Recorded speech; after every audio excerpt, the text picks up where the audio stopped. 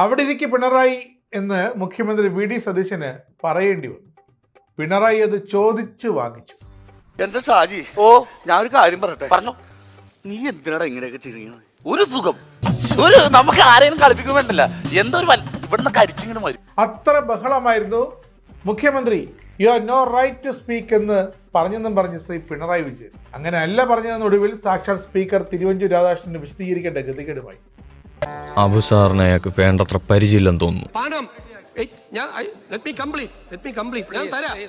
ഇതെല്ലാം അവതരിപ്പിച്ചു. മേലിൽ ഇത് ആവർത്തിച്ചാൽ ഞാൻ ഇത് ഇടിച്ചു പൊളിച്ച് തീയിലിടും. ബഹുമാനപ്പെട്ട ബാലഗോപാൽ ചോദ്യം ചെയ്തത് അത് CAG റിപ്പോർട്ടിന്റെ അടിസ്ഥാനത്തിൽ ചോദ്യം ചെയ്യാനാണ് ശ്രമിച്ചത്. അത് പറയാനാണ് അദ്ദേഹം നോക്കിയത്. ആ കാര്യത്തിൽ അദ്ദേഹം വഴങ്ങാന്ന് പറഞ്ഞിട്ട് പിന്നെ പറഞ്ഞത് യു ഹാവ് നോ റൈറ്റ് എന്നാണ്. അങ്ങനെയാണ് ഒരു സമീപനം സ്വീകരിക്കേണ്ടത്. പ്രാന്താണ്. അയ്യോ പൊന്നു മോനെ, പ്രാന്ത് എന്ന് പറഞ്ഞ ഈ സൂക്കേടിനെ കുറച്ച് കാണരുത്. ഇത് അതുക്കും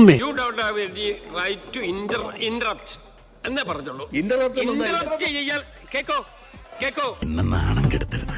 ഇവർക്കൊക്കെ എന്നെ വലിയ ബഹുമാനമാണ്. ഒരു തരത്തിലും മുഖ്യമന്ത്രിയെ മറുപടി പറയാൻ സമ്മതിക്കത്തില്ല.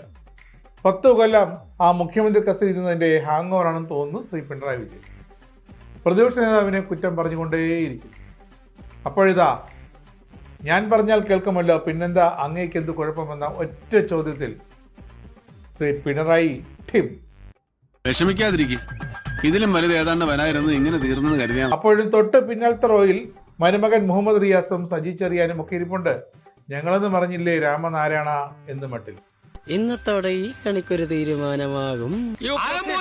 എന്ന് പറഞ്ഞാൽ അതൊരു പാർലമെന്ററി വേർഡാണ്. ആ പാർലമെന്ററി വേർഡ് നിങ്ങൾ പരിശോധിച്ചാൽ മതി.